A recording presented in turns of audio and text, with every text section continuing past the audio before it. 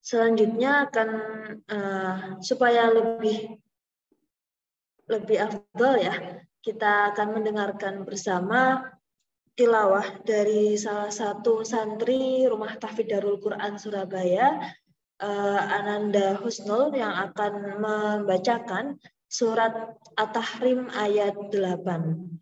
Kepada Ananda Husnul kami persilakan.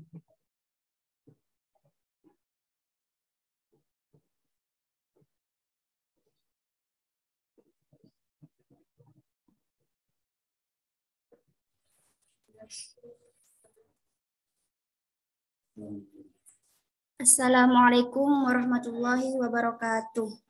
Waalaikumsalam warahmatullahi wabarakatuh.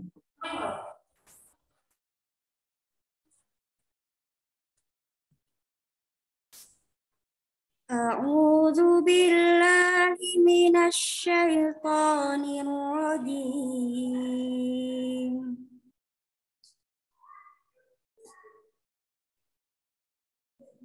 Bismillahirrahmanirrahim.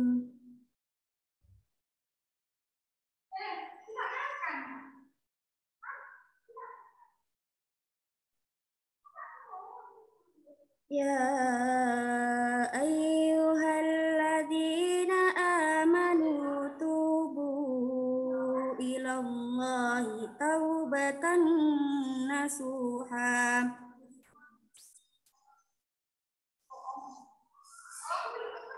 Asa rabbukum ayyukaffira ankum sayyi'atikum wa yudkhilakum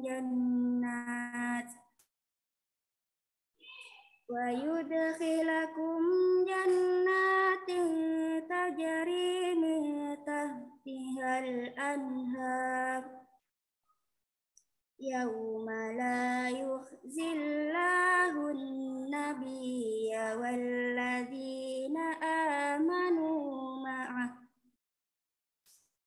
nuruhum yas'a baina aydihim wa bi aymanihim yaquluna rabbana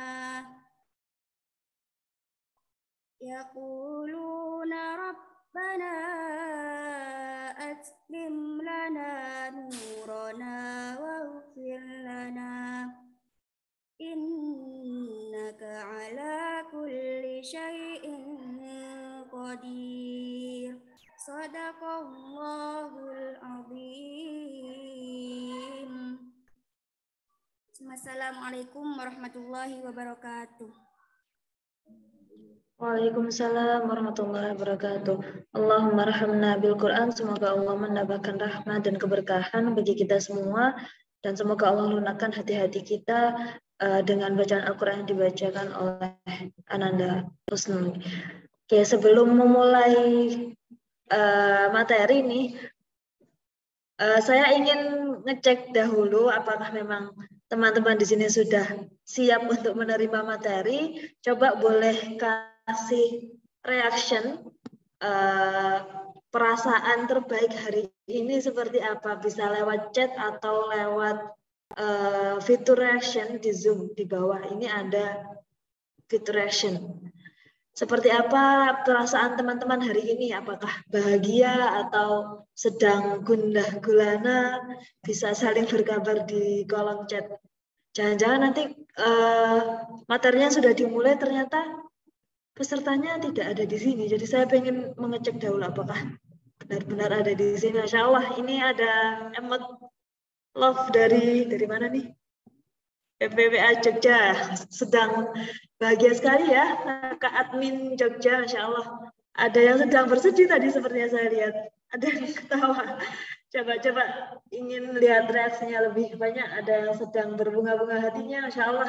Alhamdulillah ya, sedang berbahagia semuanya. Ada yang sedang bersedih hari ini?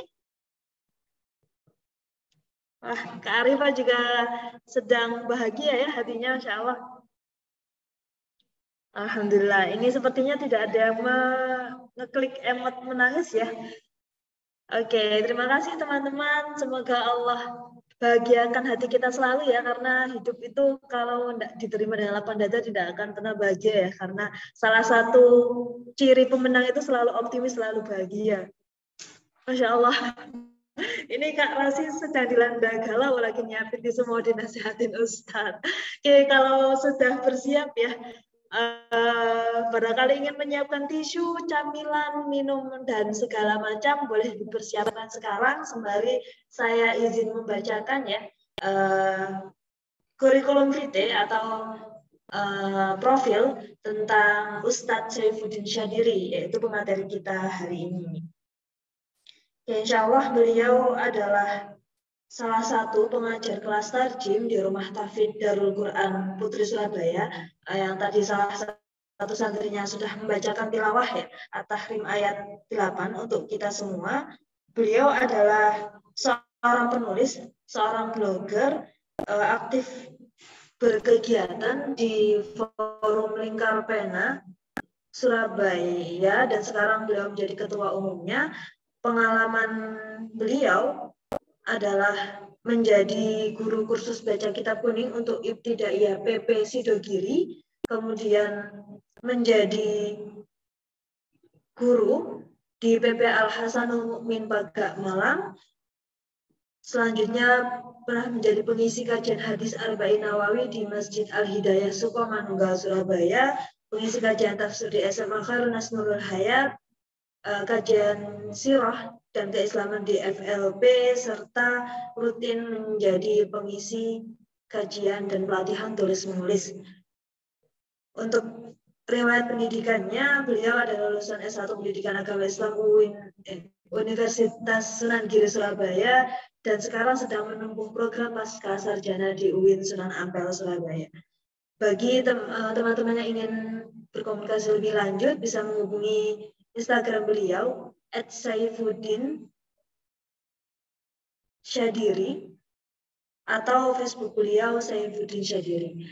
Baik, insya Allah pemateri kita hari ini sangat, masya Allah ya, sangat inspiratif dan mumpuni di bidang kajian yang akan kita simak bersama hari ini. Tanpa perlu berlama-lama lagi karena teman-teman sudah sangat antusias, tidak sabar menunggu pematerinya. Kami persilakan, monggo Ustadz Saifuddin. Baik, saya tes suara dulu ya. Tes. Masuk Ustadz. Ya? Assalamualaikum warahmatullahi wabarakatuh. Alhamdulillahirrabbilalamin. Wassalatu wassalamu ala asyrafil anbiya wal mursalin wa ala alihi wa sahbihi ajma'in, amma ba'du. Alhamdulillah pada malam hari ini kita dipertemukan dalam rangka mengkaji di dalam keilmuan Islam, yaitu dengan tema menghapus dosa besar agar sukses meraih hajat. Biasanya saya mengkaji Al-Quran bersama teman-teman di Darul Quran Surabaya, dan sekarang alhamdulillah bisa bersama teman-teman yang lain walaupun lewat online ya, lewat Zoom.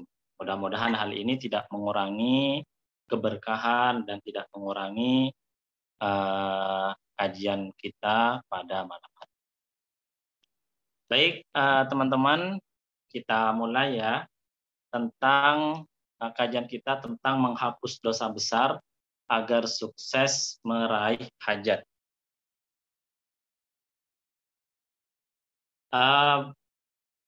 Ini kalau saya baca dari panitia, itu panitia menginginkan bagaimana santri-santri dan teman-teman bisa sukses di tahun atau menghadapi 2023. Kalau saya baca seperti itu. Dan menurut saya ini hal yang sangat inspiratif bagi kita semua, dan termasuk merupakan hal yang memang harus dilakukan oleh anak muda. Kenapa? Karena memang dalam misalnya berbicara tentang kesuksesan ya, dalam sebuah hadis dijelaskan, diriwayatkan oleh Imam Muslim, Rasulullah SAW pernah bersabda, al-mu'min al-qawi khairun wa habbu ilallah minal mu'min ad-dha'if. Mukmin yang kuat itu lebih dicintai, lebih baik dan lebih dicintai oleh Allah daripada mukmin yang lemah. Walaupun sebenarnya keduanya sama-sama baik. Mukmin yang kuat baik, mukmin yang lemah juga baik. Tetapi mukmin yang kuat itu lebih baik. Menurut Imam Qotiyat, maksudnya mukmin yang kuat di sini adalah mencakup mukmin yang dalam banyak hal. Misalnya mukmin yang memiliki ilmu yang luar biasa. Maka ini juga mukmin yang kuat, yang lebih dicintai oleh Allah dan lebih baik daripada mukmin yang tidak memiliki ilmu. Atau mukmin yang memiliki harta banyak, sehingga dengan hartanya dia bisa berinfak, bisa berjihad di jalan Allah dengan hartanya dan begitu seterusnya, maka ini lebih baik daripada mukmin yang tidak bisa berinfak dan begitu seterusnya. Yang intinya kalau kita artikan mukmin yang sukses dalam kacamata yang berbeda, ya, dalam sudut pandang yang berbeda, mukmin yang sukses itu lebih baik dan lebih dicintai oleh Allah daripada mukmin yang tidak sukses. Maka saya kira tema pada malam hari ini itu merupakan cita-cita dari Rasulullah, cita-cita dari Islam kita. Kemudian sesuai dengan tema, memang dalam sebuah hadis dijelaskan bahwa setiap manusia, setiap anak Adam itu pasti punya salah. Dalam Sunan At-Tirmidzi dijelaskan, anna Nabi sallallahu alaihi wasallam qol kullu ibni Adam khata'un. Setiap anak Adam, setiap umat manusia itu pasti banyak salahnya. Bukan hanya punya salah, tapi banyak salahnya. Akan tetapi wa khairul khata'in at-tawwabun. Orang sebaik-baiknya orang yang salah, sebaik-baiknya orang yang memiliki banyak kesalahan adalah mereka yang mau bertaubat.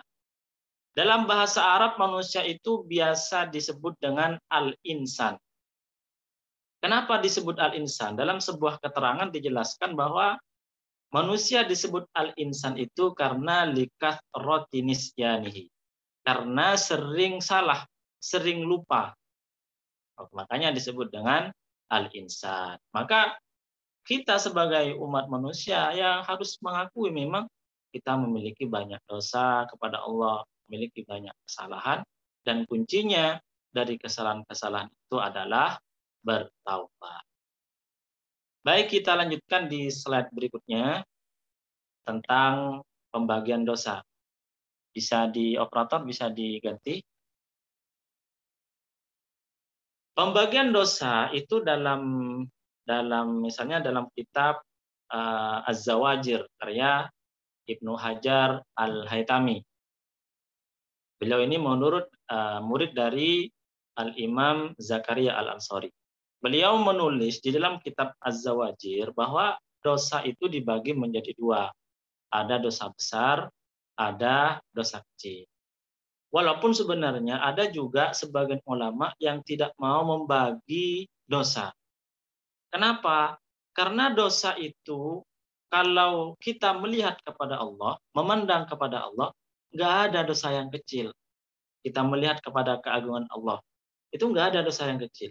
Walaupun misalnya kita melakukan hal-hal yang remeh, tetapi kita itu bersalah kepada siapa? Bersalahnya kepada Allah yang Maha Pencipta, yang Maha Segalanya. Maka dosa sekecil apapun, itu sebenarnya nggak kecil. Itu adalah besar. Kenapa? Karena dosanya adalah kepada Allah Subhanahu wa Ta'ala. Apalagi banyak kaki tergelincir atau banyak orang yang tergelincir disebabkan dosa-dosa yang kecil. Banyak orang meremehkan dosa kecil. Banyak orang yang istilahnya tidak terlalu merasa berdosa, merasa takut karena dosa-dosa yang kecil. Makanya di sini para ulama itu ada sebagian yang mengatakan nggak ada dosa kecil. Kenapa? Nah, dosa itu kalau kita melihat kepada siapa kita berdosa, maka semuanya akan besar. Dosa kecil kalau membuat Allah murka kepada kita, maka nerakalah yang akan kita dapat. Tetapi memang kalau dilihat dari banyaknya dosa, ada amaliyah dosa yang lebih besar daripada dosa yang lain. Makanya di sini para ulama kemudian berbeda pendapat, apa sih yang dimaksud dengan dosa besar? Bagaimana batasannya? Maka di sini disebutkan waqala Ibnu Atiyah. Asy Ibnu Atiyah mengatakan kullu ma wajaba fihi haddun aw warada fihi tawaqqudun bin nari aw ja'at fihi laknatun. Dosa besar itu setiap dosa di mana kalau ada orang melakukannya maka wajib dihad. Wajib dihad seperti misalnya berzina atau dan lain sebagainya, maka itu adalah dosa besar. Atau ada hadis atau ada ayat Al-Qur'an yang menjelaskan bahwa dosa tersebut itu diancam dengan masuk neraka atau diancam mendapatkan laknat dari Allah atau laknat dari Rasulullah. Maka ini termasuk dosa besar. Contohnya misalnya dalam sebuah hadis disebutkan la'ana Rasulullah ar-rashi wal murtashi. Rasulullah Shallallahu Alaihi Wasallam akan melaknat roshi wal murtasi. Berarti riswah, roshi wal murtasi itu baik yang memberi atau yang menerima. Sogokan, termasuk sogokan, itu berarti dosa besar. Kenapa? Karena dalam hadis itu dikatakan orang yang menyogok atau orang yang menerima sogokan itu akan mendapatkan laknat. Sedangkan menurut Imam Al-Ghazali, dosa besar itu batasannya adalah setiap maksiat yang dilakukan oleh seseorang, tetapi orang tersebut tidak merasa takut kepada Allah. Min ghairi istisyari khaufin wa wijdani nadmin, dan tidak merasa menyesal. Ya, dia meremehkan, dia berani untuk melakukan dosa tersebut. Nah, ini maka termasuk dosa besar. Jadi Imam Al-Ghazali lebih menekankan kepada hati. Gimana seorang ini ketika melakukan dosa itu, apakah hatinya merasa takut kepada Allah, atau merasa menyesal, atau seperti apa? Kalau tidak merasa takut, dan tidak ada perasaan menyesal di hatinya, maka ini termasuk dosa besar. Ini menurut Imam Al-Ghazali. Kemudian selanjutnya, mengenai dosa-dosa besar. Dosa besar ini banyak ulama juga yang berbeda pendapat mengenai urutannya ya. Bisa di halaman berikutnya, slide-nya. Di antara dosa-dosa besar. Ini saya ambil dalam kitab Al-Kabair karya Al-Imam Ad-Dhahabi. Di antara dosa-dosa besar yang disebutkan dalam kitab Al-Kabair, yang pertama adalah syirik. Ya, kemudian membunuh. Kemudian sihir, ya, kemudian dan juga di antara dosa-dosa itu meninggalkan sholat, dan juga tidak membayar zakat, durhaka kepada orang tua, itu termasuk dosa besar. Kemudian qati'ur rahim, memutus silaturahim. Memutus silaturahim itu juga termasuk dosa besar. Kemudian zina dan liwat, ini termasuk dosa besar. Kemudian riba, kemudian sombong, menyombongkan diri, itu termasuk dosa besar. Kemudian juga riya. Ini diantara dosa-dosa besar yang ditulis dalam kitab Al-Kabair karya Al-Imam Ad-Dhahabi. Itu antara satu dengan yang lain itu kadar besarnya berbeda ya. Ada misalnya syirik. Syirik itu tentu lebih besar daripada membunuh. Syirik itu termasuk menyebabkan orang itu nanti kekal di dalam api neraka.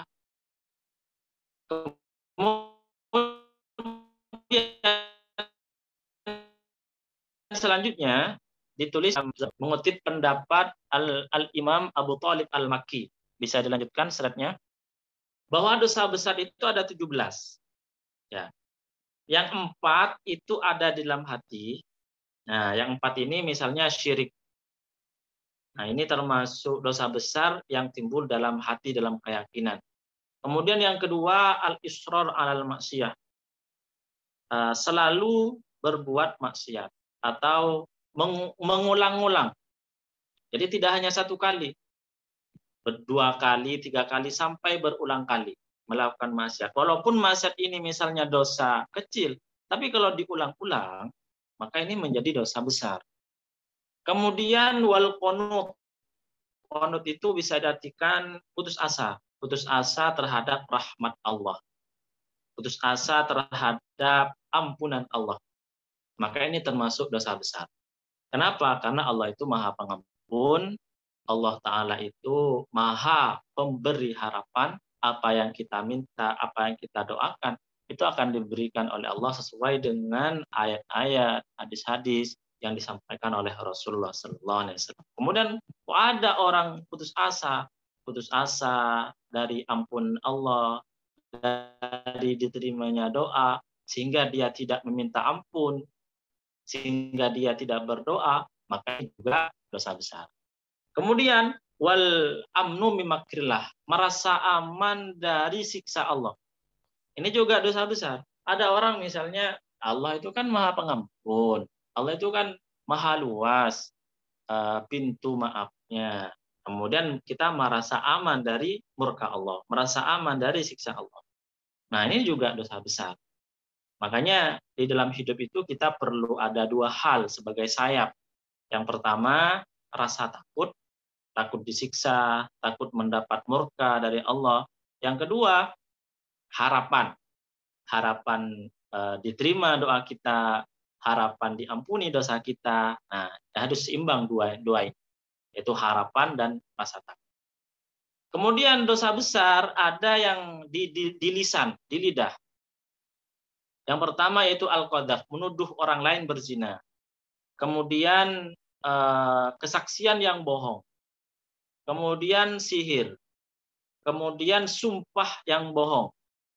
Ya, misalnya bersumpah melakukan ini padahal tidak melakukan. Ini juga termasuk dosa besar. Ada 3 hal di dalam perut. Dosa besar yang dilakukan oleh perut, yaitu makan harta anak yatim secara zalim. Nggak berhak mengambil anak yatim, kok ngambil. Maka ini termasuk dosa besar. Kemudian memakan riba. Makan riba, maka itu juga dosa besar. Kemudian minum minuman keras, dosa besar. Kemudian ada dosa besar yang dilakukan oleh kemaluan, yaitu seperti zina dan liwat. Ada 2 hal juga yang dosa besar yang dilakukan oleh tangan, yaitu membunuh, mencuri, ya. Kemudian yang dilakukan oleh kaki ada 1, yaitu lari ketika berperang, ya, jihad antara muslim dan orang kafir. Tentu ini jihadnya dalam rangka misalnya memang permusuhan seperti yang dilakukan oleh Rasulullah dulu di masa Rasulullah atau di masa para sahabat. Ada umat Islam dan orang kafir, ini kok berperang, orang kafirnya menyerang umat Islam, maka umat Islam harus tidak boleh tidak membela diri misalnya. Maka ini kalau misalnya di dalam peperangan itu dia dosa besar. Ada 1 dosa besar yang dilakukan oleh semua badan, bahwa hidatun fi jami'il jasad uququl walidain, yaitu durhaka kepada kedua orang tua. Ini dosa besar yang dilakukan oleh semua badan. Ya, mungkin dari beberapa hal yang kita jelaskan itu ada yang mungkin kita lakukan atau pernah kita lakukan. Nah, ini perlu nanti kita bahas bagaimana jalan keluarnya. Baik, selanjutnya bahaya dosa. Bahaya dosa ini sebenarnya banyak ya, banyak hal yang akan didapatkan oleh orang yang melakukan dosa. Di antaranya dosa besar itu ketika ada orang melakukan dosa, sebagaimana disampaikan oleh sahabat Hudzaifah. Jika ada orang melakukan satu dosa, maka di dalam hatinya ada satu titik hitam. Ketika dia ini tidak bertaubat, ya, tidak membaca istighfar, malah kemudian berbuat dosa lagi, maka tambah banyak hitam-hitam di dalam hatinya. Sehingga kalau terlalu banyak dosanya, maka hatinya semuanya itu menjadi hitam. Nah, kemudian ada sebagian ulama salaf mengatakan orang yang bermaksiat, yang sering bermaksiat, itu kemaksiatan-kemaksiatannya itu seperti pintu kekufuran. Kenapa demikian? Karena ketika ada orang melakukan dosa, maka hatinya kemudian menjadi hitam dan semua hatinya itu menjadi hitam. Nah, ketika semua hatinya menjadi hitam, maka hati tersebut tidak akan pernah tidak bisa menerima kebaikan-kebaikan. Diberi nasihat, tidak masuk. Diberi ancaman misalnya, membaca Al-Quran, tidak masuk ke hatinya. Kenapa? Karena sudah banyak dosa. Hatinya menjadi keras, setiap kasih sayang di dalam hatinya itu menjadi hilang. Ya, nggak ada rasa kasih sayang di dalam hatinya. Maka ketika hati sudah seperti itu, nah, hati ini akan mengajak orang yang memiliki hati ini untuk melakukan dosa-dosa dan begitu seterusnya, melakukan dosa, melakukan apa yang dia inginkan, apa yang diinginkan oleh setan akan dilakukan dan begitu sehingga setan akan mengajak orang tersebut untuk keluar dari Islam. Ini bahaya. Bahayanya dosa itu pada akhirnya akan membuat seseorang su'ul khotimah. Na'udzubillah min dzalik. Ini kalau misalnya selalu berbuat dosa tanpa merasa menyesal, tanpa bertaubat, tanpa baca istighfar. Baik, kita lanjutkan. Bahaya dosa juga dijelaskan di dalam Al-Quran. Dzalika bi annallaha lam yakum mughayyiran nikmatan an'amaha ala qaumin hatta yughayyiru ma bi anfusihim. Bahwa sungguhnya Allah Subhanahu wa taala itu tidak akan merubah nikmat yang diberikan kepada sebuah kaum atau diberikan kepada seorang sehingga kaum itu yang merubahnya. Dalam banyak tafsir, misalnya dalam tafsir Sayyid At-Tantawi dijelaskan bahwa nikmat-nikmat yang ada di dalam diri kita atau nikmat-nikmat yang diberikan oleh Allah kepada seseorang, kepada sebuah kaum, kepada sebuah komunitas, itu oleh Allah tidak akan diambil, tidak akan diangkat. Kecuali orang tersebut yang tidak mensyukurinya. Yang kecuali orang tersebut tidak bersyukur kepada Allah, dia malah durhaka kepada Allah atau bermaksiat kepada Allah. Maka nikmat ini misalnya kekayaan atau kesehatan dan begitu seterusnya, oleh Allah Ta'ala akan dicabut. Jadi setiap musibah, setiap bala dan seterusnya itu bisa jadi karena kita melakukan dosa. Ya, ada dua kemungkinan, bisa jadi karena Allah Ta'ala akan menginginkan derajat kita menjadi lebih tinggi. Berkemungkinan juga kita memiliki banyak dosa sehingga oleh Allah Ta'ala diambil semua kenikmatan-kenikmatan yang diberikan kepada kita. Dan dalam Al-Quran banyak kisah-kisah seperti itu. Kaum-kaum terdahulu yang diberi nikmat oleh Allah, ternyata mereka kafir, ternyata mereka kufur, ternyata mereka bermaksiat. Misalnya Bani Israel, dan kemudian Qorun. Qorun itu awalnya adalah orang kaya. Dan juga sebelum kaya orang ahli ibadah. Tapi ketika kaya kemudian dia menjadi orang yang durhaka, menjadi orang yang sombong, sehingga hartanya ditelan oleh bumi. Ini diantara bahaya dosa. Jadi kalau pengen sukses tapi melakukan dosa, maka bisa jadi akan jauh dari kesuksesan. Memiliki tujuan yang visioner misalnya. Tetapi masih suka bermaksiat kepada Allah, bisa jadi nanti akan sulit untuk mendapatkan apa yang kita inginkan. Baik, kita lanjutkan di halaman berikutnya. Lalu bagaimana agar kita ini yang banyak dosa ini, yang memiliki banyak dosa, sebagaimana yang disebutkan di awal, bahwa umat manusia ini pasti punya salah, pasti punya banyak salah. Maka oleh Allah Ta'ala, oleh Rasulullah dijelaskan, ada caranya, yaitu dengan cara bertaubat. Dengan cara minta ampun kepada Allah. Nah, di dalam kitab Buyatul Mustarsyidin dijelaskan, kalau kita ingin bertaubat, setidaknya ada 3 hal yang harus kita lakukan. Yang pertama, an-nadmu 'alal fi'li, yaitu menyesal telah berbuat dosa.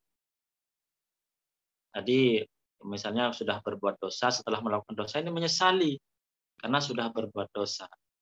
Kemudian yang kedua, al-iqla' fil hal, berhenti seketika. Ingin bertaubat, maka seketika berhenti dari dosa tersebut. Jangan lakukan. Yang kedua. Kemudian yang ketiga, wal azmu ala adabil audi. Azm atau niat dengan kuat di dalam hati bahwa kita itu tidak akan melakukan dosa tersebut. Tidak akan melakukan lagi dosa tersebut. Nah, itu ya. Jadi ada 3. Nah, jika dosanya itu berupa dosa adami, dosa yang berhubungan dengan orang lain, dengan anak Adam, dengan umat manusia selain kita, maka ada tambahannya yang keempat, yaitu meminta maaf atau mengembalikan hak-hak orang lain yang kita ambil dari mereka. Nah, kalau misalnya punya salah, ya mereka dipersilahkan untuk membalas ke kita. Kalau kita punya salah kepada orang lain, misalnya pernah mukul orang lain, maka dipersilahkan kepada orang lain tersebut untuk memukul kita. Kecuali orang lain tersebut misalnya mengampuni kita, maka tidak masalah. Berarti kita sudah mendapatkan ampunan dia. Kalau selama kita tidak mendapatkan ampunan, tidak mendapatkan maaf dari orang yang kita salahin, ya selamanya kita punya salah kepada dia. Selamanya kita punya dosa kepada dia. Maka dalam sebuah kisah ya, Rasulullah SAW ketika mendekati ajal, Rasulullah itu pernah naik ke sebuah tempat yang tinggi dan disaksikan oleh para sahabat, dan kemudian Rasulullah mengatakan, wahai para sahabat, mungkin kalian pernah dipukul oleh saya pernah berbuat salah kepada kalian, atau kalian punya hak-hak yang harus saya lakukan untuk kalian. Silahkan, sekarang kalian balas saya, kisos saya. Nah, kemudian nggak ada sahabat yang berani. Kemudian ada salah satu sahabat yang mengacungkan tangan. Kalau seingat saya namanya Ukasyah. Ukasyah ini kemudian mengacungkan tangan dan, wahai Rasulullah, dulu waktu dalam sebuah peperangan, engkau pernah memukul punggung saya. Ya. Pernah memukul badan saya. Maka sekarang saya ingin membalasmu, wahai Rasulullah. Maka para sahabat itu menjerit histeris karena ada sahabat yang berani ingin mengkisos ya, ingin membalas kepada Rasul. Tapi kemudian ketika Ukasyah ini naik bersama Rasulullah, kemudian badan Rasulullah ini dibuka, karena waktu mukul itu sahabat Okasha ini, sahabat Rasulullah ini tidak memakai baju. Maka kemudian oleh sahabat ini dikecup dan dipeluk. Nah ini contoh dari Rasulullah bahwa ketika kita punya salah kepada orang lain, kita harus minta maaf. Kalau orang lain tidak memaafkan, ya kita harus membiarkan mereka untuk membalas sesuai dengan apa yang kita lakukan kepada orang tersebut. Nah, ternyata bisa kita lanjutkan di slide berikutnya. Ternyata taubat atau beristighfar itu oleh Allah Subhanahu wa taala tidak hanya akan diampuni, ya. Tidak hanya akan diberi maaf oleh Allah, karena memang Allah taala itu Ghaffar, Maha Pengampun. Tetapi juga orang yang beristighfar, bertaubat, itu oleh Allah taala akan diberikan keistimewaan-keistimewaan. Di antara keistimewaannya adalah bahwa kita akan diberi kemudahan dalam hidup, akan diberi rizki, akan diberi kemuliaan, izzah, ya, sebagaimana dikatakan dalam Nur Said At-Tantawi, izzah, kekuatan dan seterusnya. Sebagaimana dalam surat Hud ayat 52, wa ya qaumi astaghfiru rabbakum tsumma tubu ilaihi. Wahai kaum, ini perkataannya Nabi Hud, wahai kaum, kalian beristighfarlah kepada Tuhan kalian, meminta maaflah, meminta ampunlah kepada Tuhan kalian, kemudian kalian bertobatlah kepadanya, maka Allah Ta'ala akan menurunkan hujan yang sangat deras kepada kalian dan akan menambahkan kalian kekuatan. Nah, di sini ada sebagian mufassir mengatakan maksudnya kekuatan di sini adalah kemuliaan, tambah mulia. Ini diantara keutamaan istighfar. Jadi kalau membaca istighfar, bertaubat, oleh Allah Ta'ala akan dikabulkan hajat kita, akan diberi kesuksesan. Baik, kita lanjutkan. Slide berikutnya. Nah, ayat tadi oleh Al-Imam Ibnu Katsir itu ditafsiri begitu. Ketika menjelaskan ayat tadi itu, Al-Imam Ibnu Katsir mengatakan, wa manit tasofa bihadhis sifah. Barang siapa yang bersifat atau yang memiliki ciri khas seperti yang dijelaskan dalam ayat tadi, yaitu beristighfar dan bertaubat kepada Allah, yassarallahu alaihi rizqahu. Allah akan memudahkan rezekinya. Wa sahhala alaihi amrahu, dan Allah Ta'ala akan memudahkan urusannya. Dan Allah Ta'ala akan menjaga keadaannya dan akan menjaga kekuatannya dan kemuliaan. Ini menurut Imam Ibnu Katsir ketika menjelaskan ayat yang menjelaskan tentang istighfar dan taubat. Ya, bahwa memperbanyak istighfar, memperbanyak taubat, insya Allah kita akan diberi kesuksesan, kita akan diberi kemudahan di dalam meraih tujuan-tujuan kita. Baik, selanjutnya.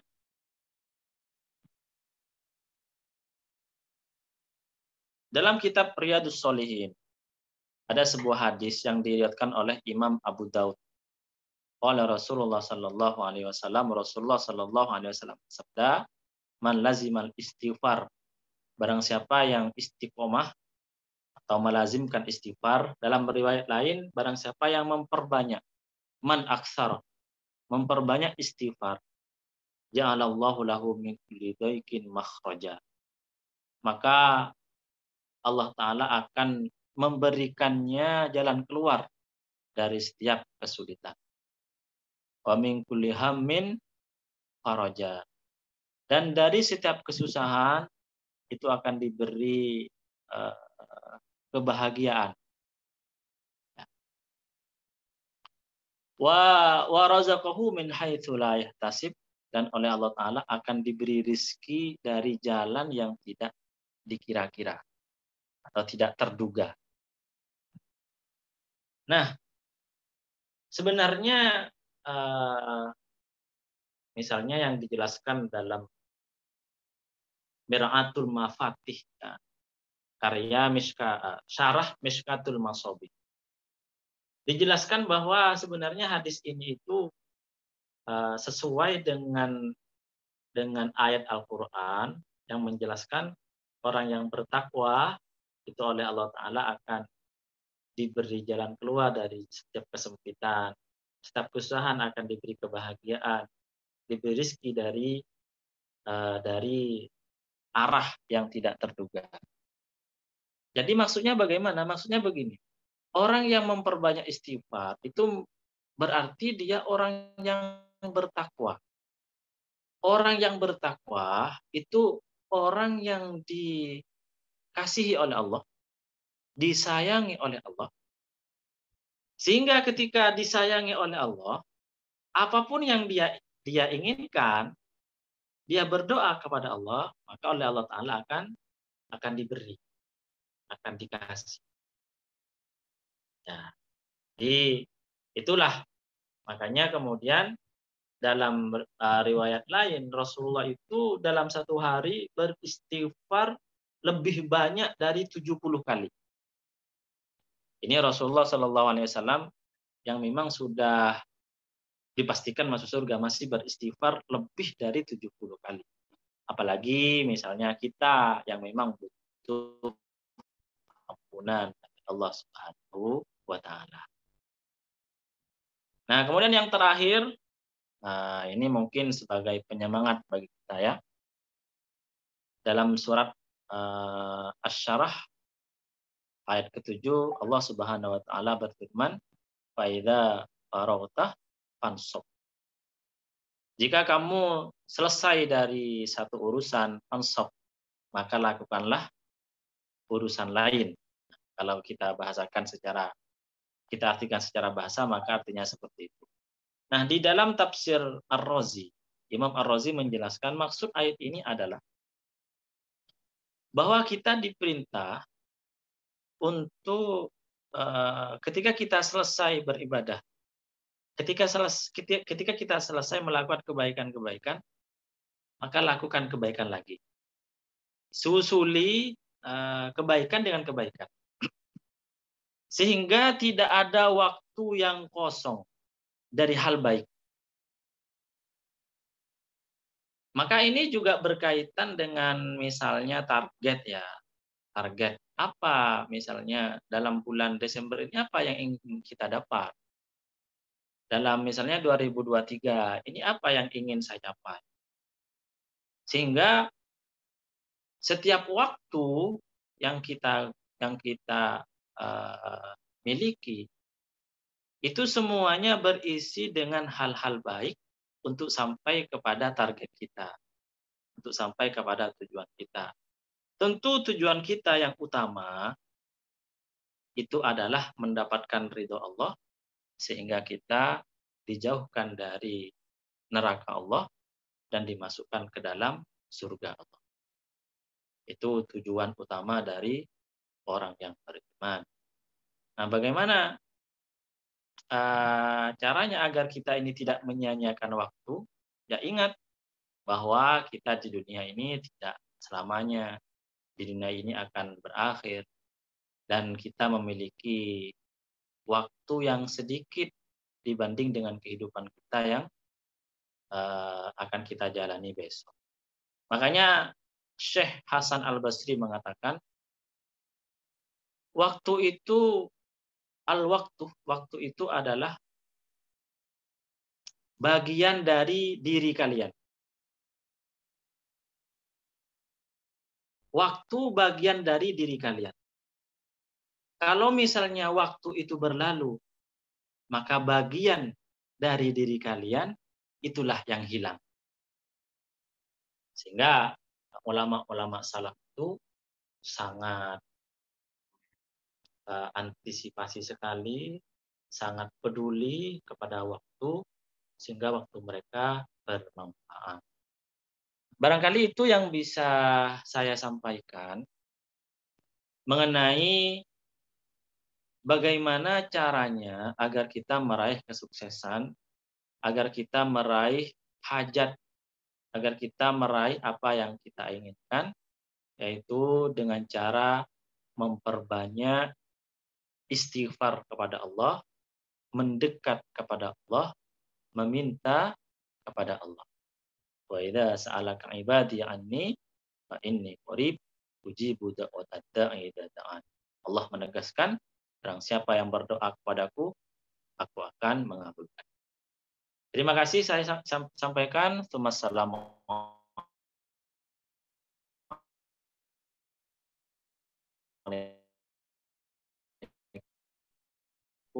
warahmatullahi wabarakatuh. Waalaikumsalam warahmatullahi wabarakatuh. Jazakallah khair.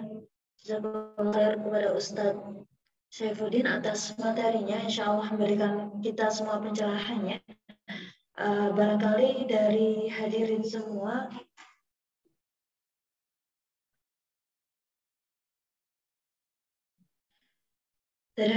ada yang ingin ditanyakan, boleh ditanyakan lewat fitur chat atau jika ingin on mic bisa raise hand supaya Ustadz bisa langsung menjawab.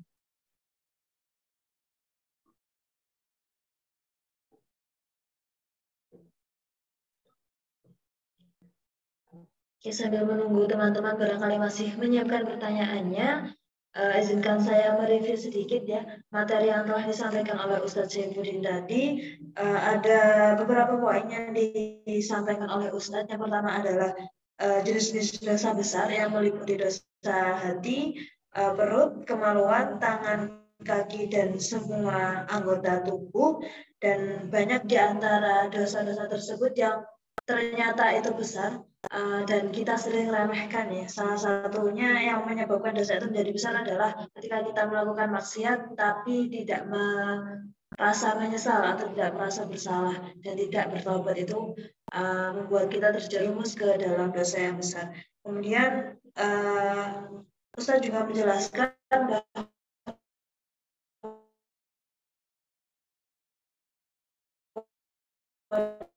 dosa-dosa besar yang itu juga akan menjadi penyebab tercabutnya nikmat kehidupan kita. Jadi jika ingin senantiasa muhasabah diri, mengoreksi apakah ada dosa-dosa besar yang alpa kita taubati kepada Allah, lupa kita mintakan ampun kepada Allah dan menjadi penghalang atas terkabulnya hajat-hajat kita selama ini. Dan yang mungkin sangat ditekankan dari materi ini adalah bahwa hidup kita di dunia hanyalah sementara. Ibarat kata Syekh Hasan Al-Bisri ya, waktu kita adalah bagian dari tubuh kita. Jika waktu kita menghilang, maka hilanglah anggota tubuh kita juga. Jadi jangan sampai hidup kita yang sementara di dunia ini menyebabkan hisab kita di dunia akhirat yang lebih kekal menjadi panjang dan menyebabkan kita tidak bisa berkumpul lagi di surga. Seperti itu, insya Allah. Apakah hadirin sudah ada yang ingin bertanya? Monggo dipersilahkan. Barangkali jika kurang luasa ya, misal on mic atau chat mungkin malu, bisa di private chat kepada saya, nanti akan saya bacakan kepada Ustadz Syaifuddin secara anonim atau tanpa nama. Monggo dipersilahkan teman-teman yang ingin bertanya.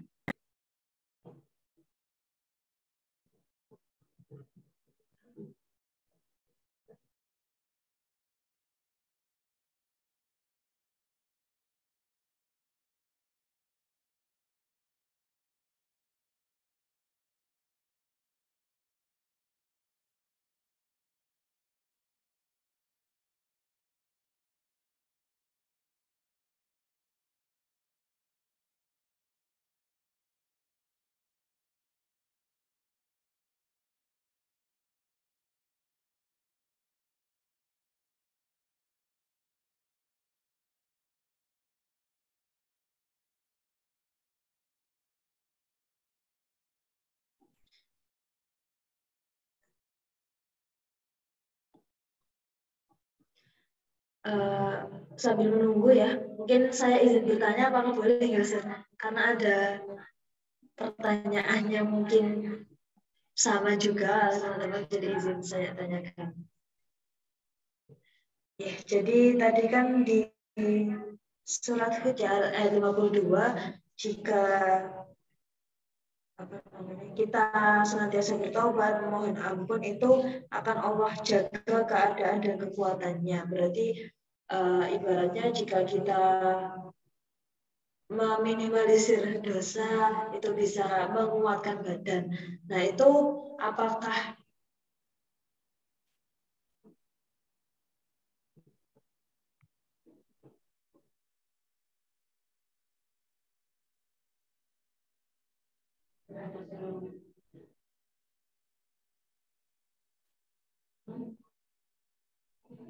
saya lanjutkan, kalau misalkan ada apa namanya istilahnya sakit itu bisa jadi penggugur dosa. Nah, maka ciri-ciri orang yang banyak dosa itu juga salah satunya sering sakit karena juga apa? Karena itu tandanya Allah tidak menguatkan keadaan fisiknya dan juga tanda agar Allah bisa menggugurkan dosanya. Berikan Ustaz, boleh langsung dijawab saja. Oke, baik. Terima kasih atas pertanyaannya. Saya jelaskan dulu lebih dahulu mengenai ayat yang saya sampaikan tadi ya. Bahwa dalam ayat tersebut, ayat tadi itu ada ayat yang bunyinya begini, wa yazidkum quwwatan ila quwwatikum. Nah, ini ayat ini sebenarnya sesuai dengan keadaan kaum pada waktu itu. Di mana pada waktu itu kaumnya itu memang seorang petani.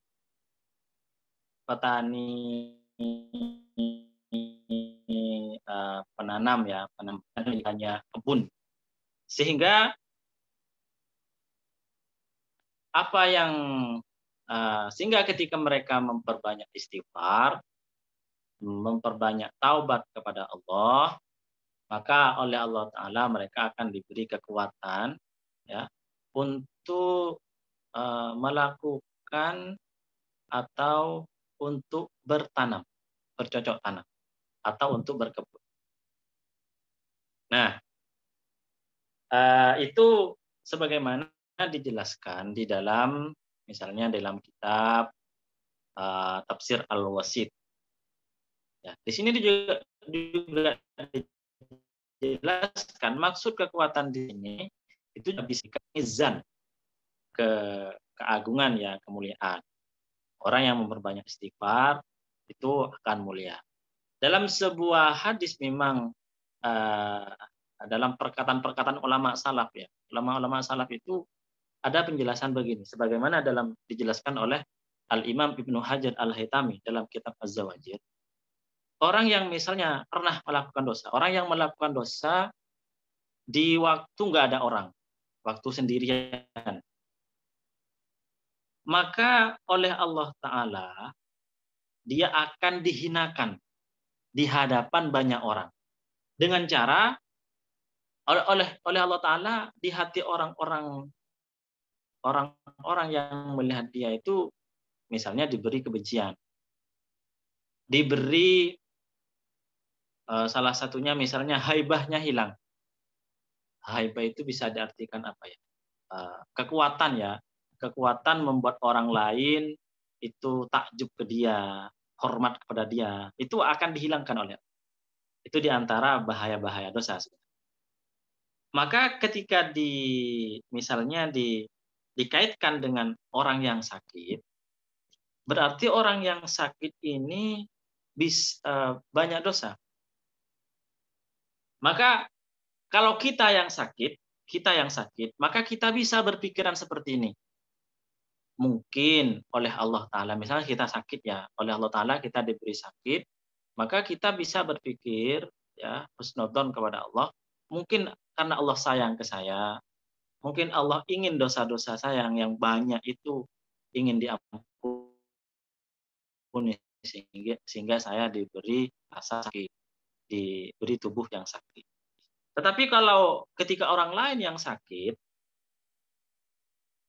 maka kita tidak boleh seperti ini. Oh, ini sakit berarti dia banyak dosa.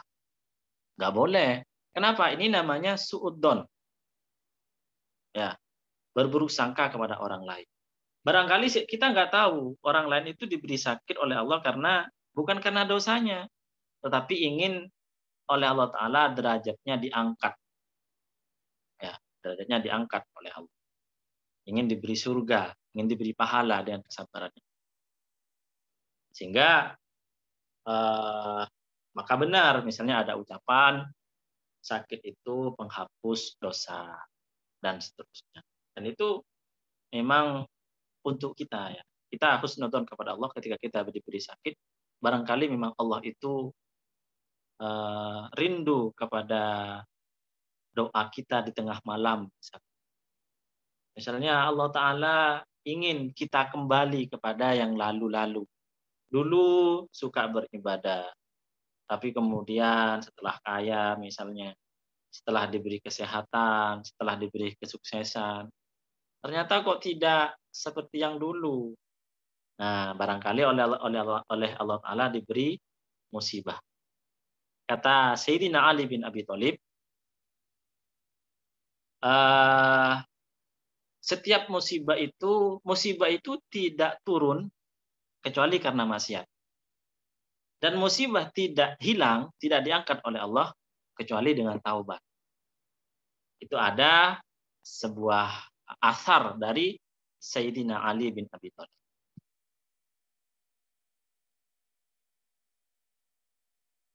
Itu mungkin ya yang bisa saya sampaikan.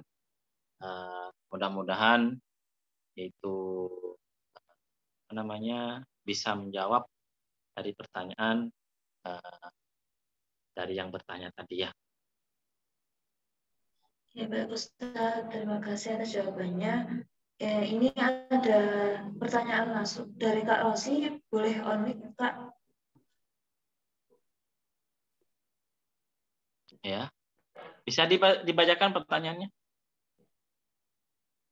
Kita ada 2 pertanyaan. Mungkin Kak Rosi dulu bisa on mic? Atau boleh dituliskan? Oh ya, boleh tulis di chat saja Kak Rosi. Sambil menunggu Kak Rosi mengetik di chat, saya izin membacakan pertanyaan yang masuk ya Ustaz dari Kak Maulina. Izin bertanya Ustaz, apakah kegelisahan, rasa cemas dan tidak tenang juga termasuk karena perbuatan dosa? Monggo Ustaz, langsung dijawab saja.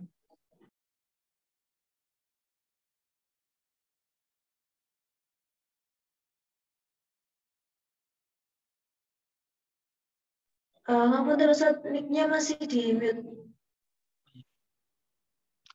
Baik, pertanyaannya adalah misalnya kita nggak ada sebab, nggak ada apa-apa, moro-moro susah gitu ya. Apakah itu termasuk karena dosa dan begitu seterusnya. Di dalam kitab Az-Zawajir karya Al-Imam Ibnu Hajar Al-Haytami Al-Makki ini memang dijelaskan bahwa kesusahan, hamun bahasa Arabnya, hamun itu memang rangkaian dari dosa-dosa kita. Misalnya nggak ada apa-apa kok susah. Nah ini itu adalah dosa-dosa kita yang membuat kita susah. Kalau kita logikakan sebenarnya begini, ada sebuah penjelasan bahwa sebenarnya setiap ruh manusia itu bahagia ketika dia dibawa untuk melakukan kebaikan-kebaikan, melakukan ketaatan-ketaatan. Nah, misalnya ruh ini ternyata kok dibawa kepada yang yang durhaka kepada Allah, tidak taat kepada Allah, berdosa kepada Allah, maka ruh ini yang tidak nyaman. Ruh ini tidak nyaman. Sehingga kemudian lahirlah yang namanya humum, susah. Ya. Susah. Nggak ada apa-apa, susah. Itu sebagaimana yang pernah saya baca dan juga dijelaskan mengenai apakah dosa itu bisa membuat orang susah. Dalam kitab Az-Zawajir memang dijelaskan dosa itu bisa membuat orang susah. Kesusahan itu adalah merupakan tumpukan-tumpukan atau anggaplah percikan-percikan dari dosa-dosa yang pernah kita lakukan. Itu ya, itu yang saya tahu. Yang saya tahu. Mohon izin bertanya, Ustaz. Bismillahirrahmanirrahim. Assalamualaikum warahmatullahi wabarakatuh. Semoga sehat semua sahabat-sahabatku, khususnya Ustaz Saifuddin. Mohon izin nasihatnya untuk kami. Yang pertama, saat ini kan anak muda itu sangat terbuka betul dengan situasi masyarakat saat ini. Kalau dulu, rasanya kalau sekarang sungguh sangat terbuka, bahkan anak muda itu terkontaminasi gitu kan. Jadi kebiasaan-kebiasaan di rumahnya sudah tidak diikuti, bahkan tergerus kebiasaan-kebiasaan yang ada di luar. Apalagi saat anak itu tinggal jauh dari rumah. Misal sudah beraktivitas di luar kota. Nah, saya mohon nasihatnya ini Ustaz.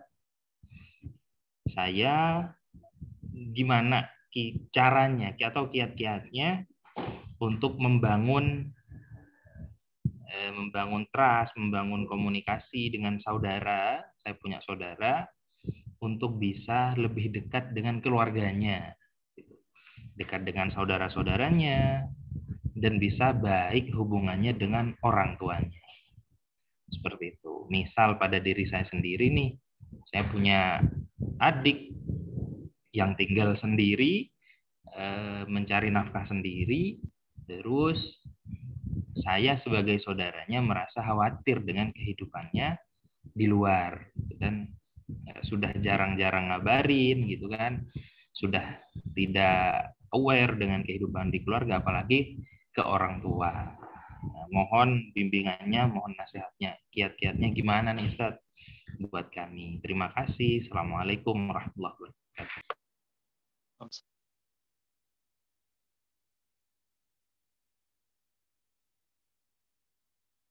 Monggo boleh langsung dijawab Ustaz. Yang mana dulu ini? Yang langsung dari Ustaz Rosi ya? Iya. Ya boleh langsung dijawab. Baik, bismillahirrahmanirrahim.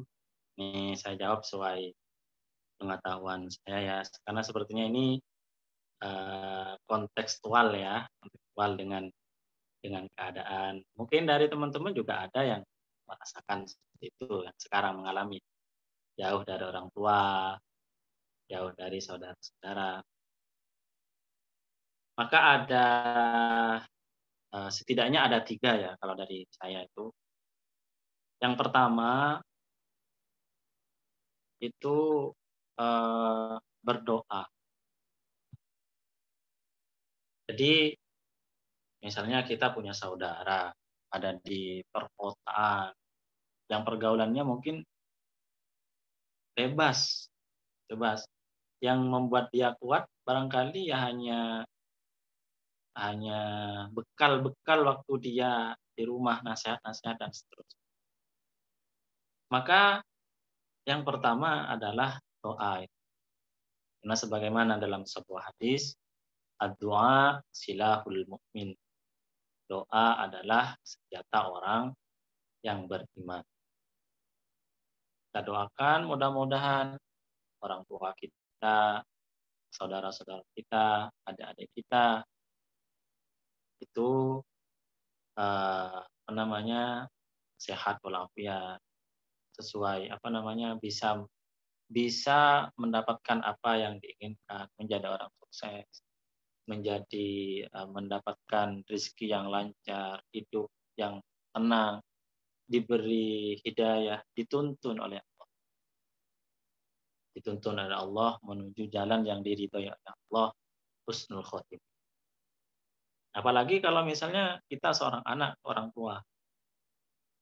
Dalam hadis lain, seorang anak kalau tidak mendoakan kedua orang tuanya, itu bisa saja disempitkan rezekinya oleh Allah dalam sebuah keterangan. Itu yang pertama. Kemudian yang kedua, saya kira penting juga untuk menjalin komunikasi lewat lewat media-media yang ada. Kalau sekarang untuk komunikasi itu mungkin memang tidak sulit dulu. Ada HP, handphone, ya. Ada mungkin kalau milenial sekarang sudah ada bisa bisa video call dan seterusnya. Nah, kalau kita pandang secara fikih, chat, kirim chat atau video call itu termasuk salah satu silaturahim.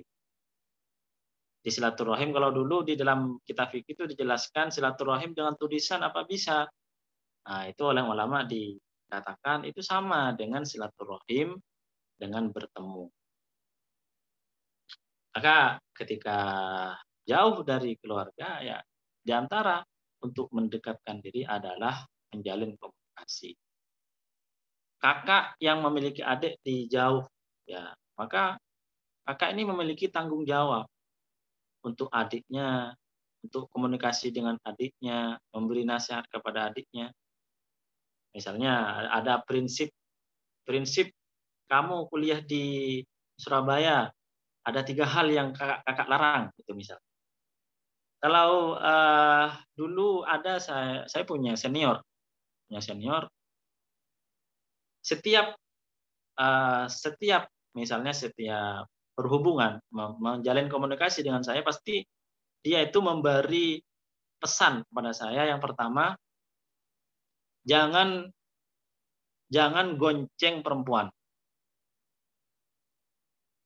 Yang kedua, jangan salaman dengan perempuan. Musafahah ya. Kalau bertemu bilang aja, nggak salaman. Pakai tangan di dada itu. Nah, ini saya kira, dan itu berkesan sekali. Seakan-akan saya itu diperhatikan oleh seorang senior. Apalagi misalnya dipesankan oleh seorang kakak, warga, atau orang tua, orang rumah. Nah, itu yang kedua. Kemudian yang ketiga, penting juga untuk apa istilahnya ya, menempatkan diri di lingkungan yang mendukung di dalam kebaikan. Misalnya dekat dengan mushola, dengan masjid, komunitas-komunitas keislaman. Misalnya kalau ada Darul Quran ini ya, mondok di Darul Quran sambil kuliah, sambil di Darul Quran, atau paling tidak ikut kajian Darul Quran. Komunitas-komunitas seperti itu ternyata juga bisa mempengaruhi kita di dalam bergaul. Itu mungkin ya yang bisa saya sampaikan mengenai misalnya kita punya keluarga yang bagaimana cara istilahnya monitoring. Mungkin itu yang bisa saya sampaikan. Terima kasih banyak. Mudah-mudahan bermanfaat, dan kalau misalnya ada kekurangan ya juga saya Baik Ustaz, jazakallahu khair. Mungkin ini ada pertanyaan terakhir nggih.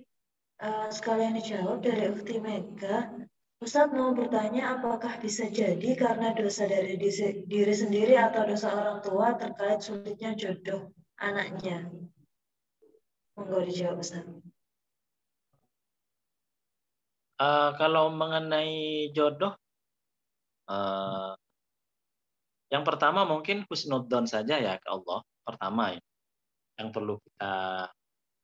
perlu kita tanamkan dalam hati, husnudzon kepada Allah, mungkin memang belum waktunya. Kenapa? Karena barangkali waktunya, kalau misalnya dikasih sekarang,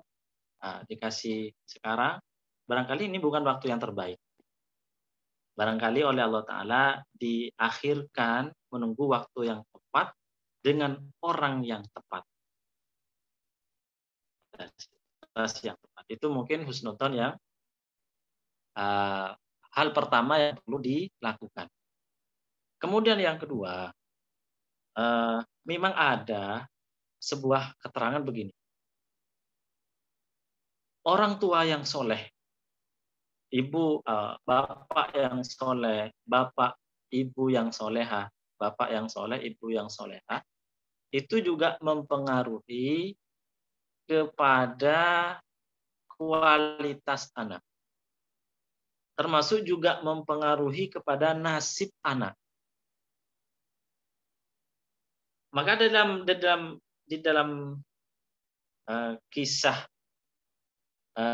Nabi Khidir itu ketemu dengan tembok yang kemudian diperbaiki oleh Nabi Khidir. Di bawahnya itu ada hartanya anak yang masih kecil. Dan orang tuanya ini orang tua yang soleh. Ini dalam hadis dikatakan orang tuanya itu sebenarnya yang dimaksud adalah bapaknya yang ketujuh. Bapaknya bin sampai ketujuh. Tapi ternyata bisa bermanfaat kepada anaknya yang nomor 7. Cucunya dia yang nomor 7. Ini berarti bahwa kesolehan orang tua itu juga ada manfaatnya untuk anak, walaupun tidak semuanya. Karena ada juga nabi-nabi yang putranya ternyata tidak beriman. Ya, walaupun ini menurut Imam Ibnu Hajar Al-Haytami itu dalam jumlah yang sangat sedikit. Orang tuanya baik, anaknya jahat, itu ada, tapi jumlahnya nggak banyak. Sedikit.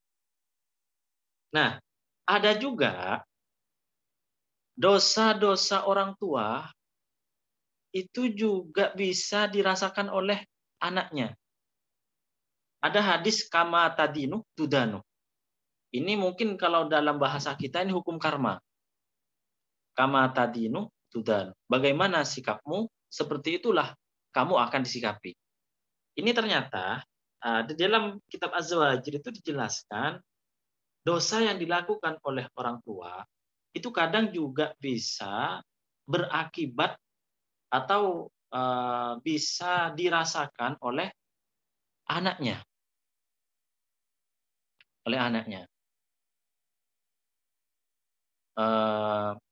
Sehingga di dalam menurut Imam Ibnu Hajar Al-Haytami, kalau kamu pengen hidup bahagia dan keturunanmu, maka jauhi maksiat, terlebih jahat kepada orang, terlebih berbuat salah kepada orang. Nah, itu mungkin. Tapi bukan berarti gini ya, saya ini sekarang kok nasib saya kok buruk, nasib saya kok jelek ya. Kemudian kita menarik kesimpulan, oh berarti orang tua saya ini dari dulu mungkin orang yang suka bermaksiat, orang yang suka berbuat salah kepada orang. Nah ini juga nggak boleh ini. Ini namanya suudzon. Ya, suudzon kepada orang tua.